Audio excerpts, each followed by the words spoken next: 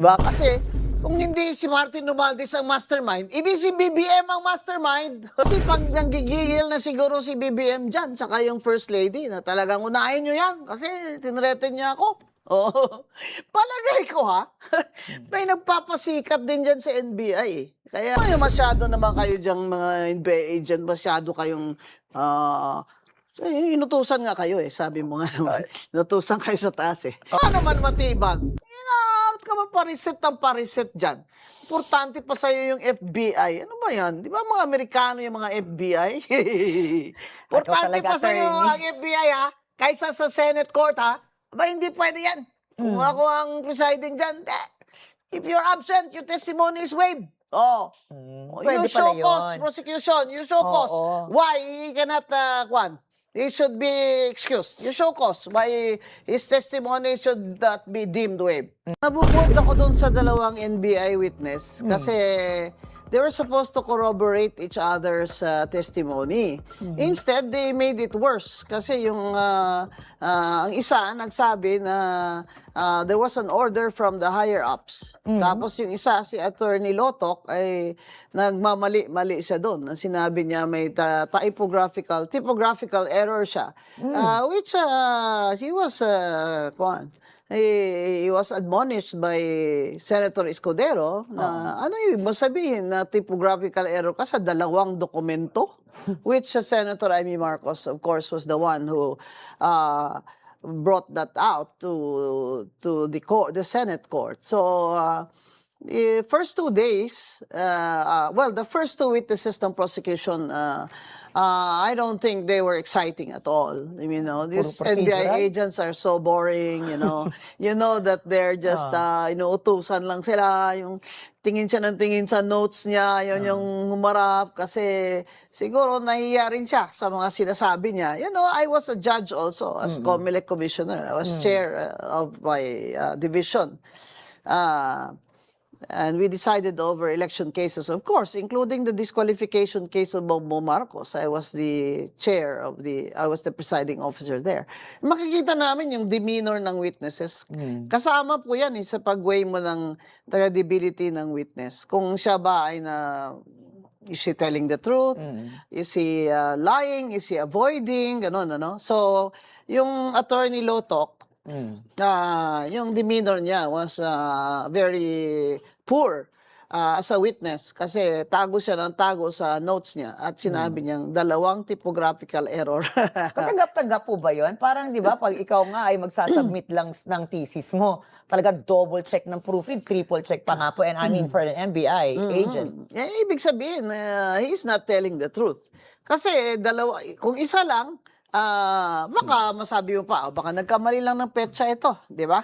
Pero dalawa, pare-parehas, tsaka abogado siya, hindi niya tiningnan bago siya nag-subscribe sa affidavit niya.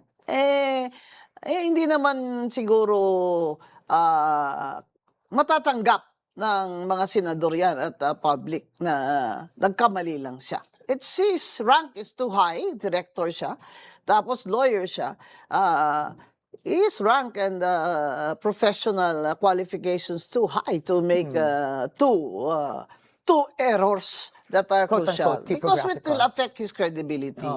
Ma'am, marami rin tayong nakapansin ng mga taga-subaybay. May mga nag-message, may mga nag-post po sa ating mga channels. Marami nakapansin po, nakayuko po si attorney. Is this indicative of anything? Hindi po siya makatingin Nakayuko siya lagi, di ba? Nakayuko. Yung iba naman pong witnesses, talagang eye to eye sa inyo. Oo, talaga. What does this indicate, ma'am? Or am I reading too much into No, it? you're correct. That's why I said na kaming mga huwes, ang mga huwes, including, of course, Senator Escudero, will have to take that demeanor as something na parang avoidance. Nag-avoid siya ng eye contact because ayaw niyang matanong ng hard questions. And that will affect his credibility. Hindi naman yata katanggap-tanggap na lagi na lang siya nakayuko, nakatingin sa notes niya. Kaya, di ba, the defense counsel emphasized that he was just reading from his notes. But reading from your notes is also allowed, even in court. If you read from your notes, the notes na ikaw ang gumawa. Pero, syempre, hindi naman yung lahat, babasahin mo na lang dyan para ka namang, parang robot ka lang. Babasahin mo lang lahat doon sa sinulat. Baka may iba ang sumulat niyan para sa'yo. That's the point why, not looking at the judge and the court is when you are a witness, especially if you're a government officer of such high rank, is a no-no. Yung points mo, bababa for credibility. Di ba? Which is exactly what happened. Dalawang errors sa petsa, sa subpoena, tsaka sa affidavit niya. Sasabihin niya lang, typographical error. Yung typographical error, ano lang yun, yung mga nag-misspell yung pangalan, di ba? Yung mga hindi pwedeng typographical error lang yung petsa. Bukod Kasi po, notaryado yun. opo. Oo, tsaka ilang beses ni-review yan ng notaryo, syempre, di No, ba? tsaka sinulat niya binasa niya yun abogado siya. So, bukod po dyan, attorney, bukod po sa sinasabi nga natin na kaduda-dudang body language, ayon nga po sa ating maraming taga-subaybay, ay marami sa mga kritiko rin nagsasabi nga, nakapo na rin po ng ganoon, tsaka yung mga typographical errors niya. Ano po sa palagay nyo yung biggest weakness na naipresenta niya ni Attorney Lotoc bilang isang witness? Ang ang purpose kasi ng pag-present nila ng, I don't know if this is their strongest witnesses I don't think these are the strongest witnesses for the prosecution. And yet, inopen nila yung curtain ng trial with these witnesses who are, for me, they are weak witnesses. They have not mastered their testimonies. The first one was presented as some kind of forensic expert. 2 buwan lang naman siya nag-aaral nung forensic evidence analysis, expert na siya. Di ba? Sa aming kunyari, if you go to attend a certain program in Harvard, before you can attend a certain program, you should be considered an expert in your field. You should have a minimum of at least 8 years in that field. Diba? Siya, 2 months lang siya nag-aaral nung forensic evidence analysis. Expert na siya doon. Diba? So, it doesn't mean that if he's presented as some kind of expert, that he is an expert, di ba? At saka, I don't think he was presented as an expert witness. Iba yun. Iba yung dapat siligutan. Sinabi niya, Your Honors, we are presenting at the NBI agent so-and-so as an expert witness on forensic analysis of the video. He is an expert witness on that video. But unfortunately, yun nga, hiningi lang nila sa ABS-CBN yung video na yun after the date that they issued, that this Attorney Lotoc signed or had his affidavit notarized. So, hindi nagtutugma. In other words, this is a credibility problem for the prosecution. Plus, sinabi nung isa na may nag-utos. Okay. Actually, ma'am, ito nga, sinaliksik ko nga, I remember, for you to become an expert, you have to at least have a certain number of hours. For instance, yung basic standard rule po, 10,000-hour rule comes from Malcolm Gladwell's 2008 book na Outliers. Yeah, that's na it. ibinase po sa psychologist na talaga nag-aaral po nitong pagiging expert nga sa anumang larangan na si Kay Anders Erickson. Kaya sinabi ko na in my view, it's at least 8 years in the practice of your specific profession na ganon. Na, di ba? As forensic evidence expert, for example. Ang hirap naman na paniwalaan natin yung sinasabi niya, siya mismo parang hindi siya sure. Tingin siya ng tingin doon sa notes niya. Tsaka sinabi nung his first witness na may nag-utos from the top. So, it gives us the conclusion that this is really, VP Sara was really a target of political persecution. Remember, of course, impeachment really is political, hindi ba? Pero hindi naman pwedeng walang ebidensya. Kasi nga court siya, di ba? The Senate now functions as an impeachment court. So hindi na po pwede diyan yung mga pa-bragadotso, pa-sigat-sigat na kukwelyuhan kita, kakaladkarin kita. Hindi na po pwede yan, Senator Tulfo.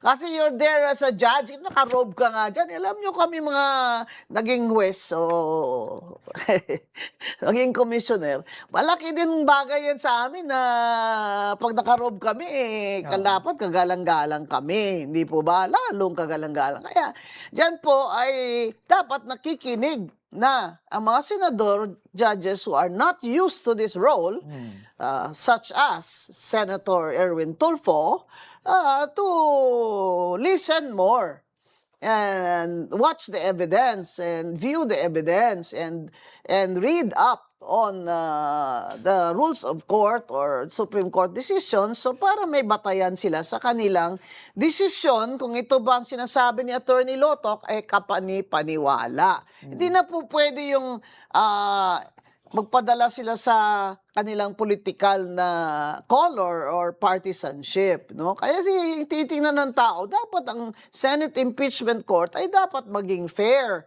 para may due process naman ang VP Vice President. They have to be fair. Not only that they have to be fair and impartial, but they must appear to be fair and impartial. Do you Di think ba? they will, at the end of the day, be fair and impartial? Senator Risa Ontiveros has a problem with impartiality because she has already declared that she's running for president against VP Sara in 2028. That makes her not impartial because she has a conflict of interest. It is in her benefit, to her benefit, that VP Sara is therefore impeached because she is the woman to beat in 2028. But so if I were the defense counsel, I will file a motion to inhibit Senator Risa Ontiveros. It has been done before. Siyempre, pag may conflict of interest po, It's no? never been done in an impeachment trial. But in other countries, would you Well, would in you other have? courts, the judge other courts? can be inhibited. Kasi parang ayun po yung logical dapat di ba? Kasi kung may interest ka nga pang sarili. Ay, nag-declare na siya. Oo. In fact, galing na siya dun sa amin sa Iloilo na nag-meeting, nag-ano na dun, ng malaking crowd. So, may conflict of interest siya. Dapat siya na mismo, para she will look good, siya na mismo nagsabi na after reflection, I think I better inhibit myself. Well, If I were advising Senator Risa Ontiveros, I would advise her to inhibit herself. okay, ma'am, dito naman po kasi ay patas tayo sa balita, di ba?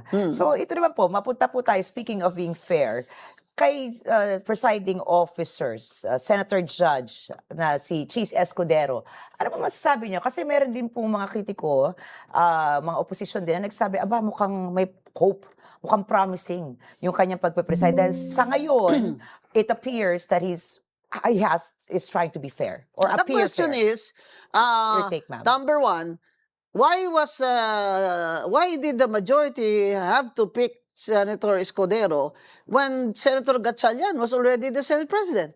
And my reading of the Constitution is he should be the one presiding because it is not the President or the Chief Justice who is being impeached.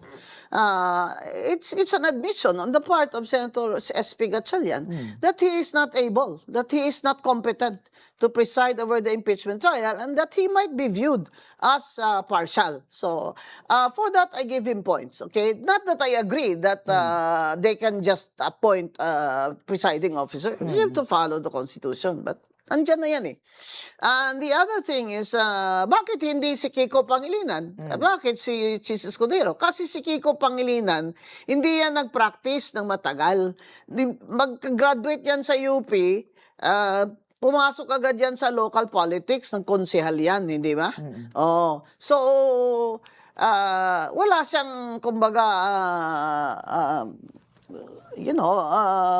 enough sufficient experience siguro sa rules of court. Tapos baka ayaw niyang siya. Kasi he's looking at the future. Baka mamaya may mangyari pa, 'di ba? Masisi pa siya. But si Escudero is a good choice. Kasi marunong na ako, inabot pa niya ako diyan sa college na I was his senior.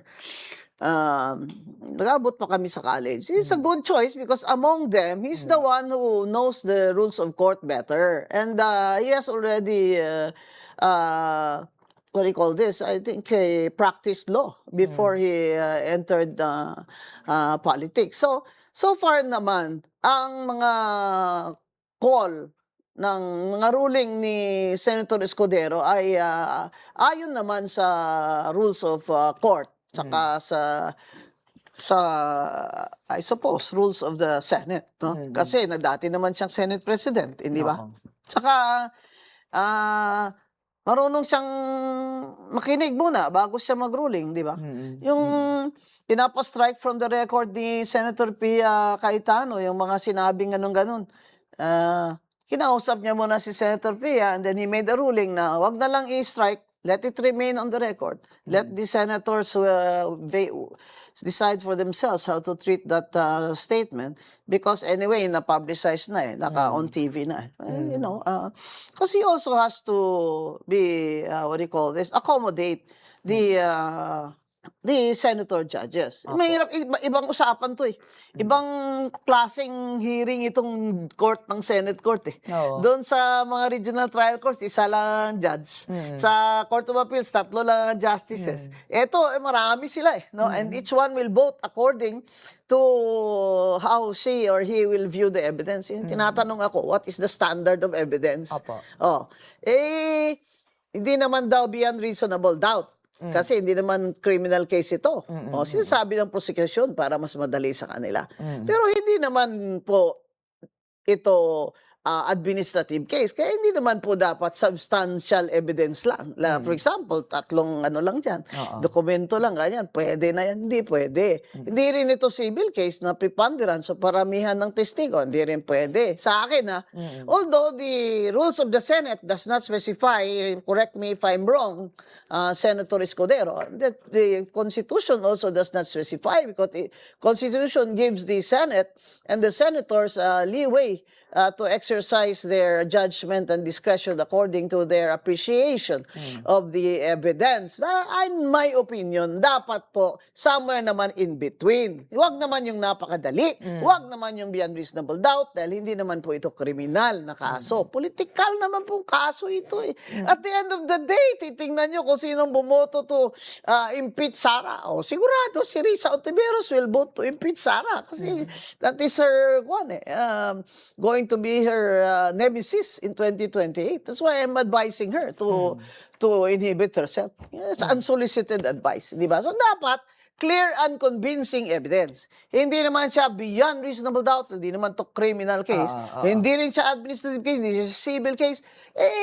Gawin nyo naman clear and convincing evidence, you know. Pero grabe naman, hindi naman paramihan ng testigo. Balita ko, between the prosecution and the defense, 100 witnesses daw. Ang sa Magkano nang gagastusin nyo dyan? 100 witnesses pakikinggan namin, no? At mga tao, inihintay pa rin na may makulong dyan sa flood control corruption. Pero hanggang ngayon, wala. Yung Ilang mga buwan na lang? tao, Ilang buwan na lang po, magsasona na.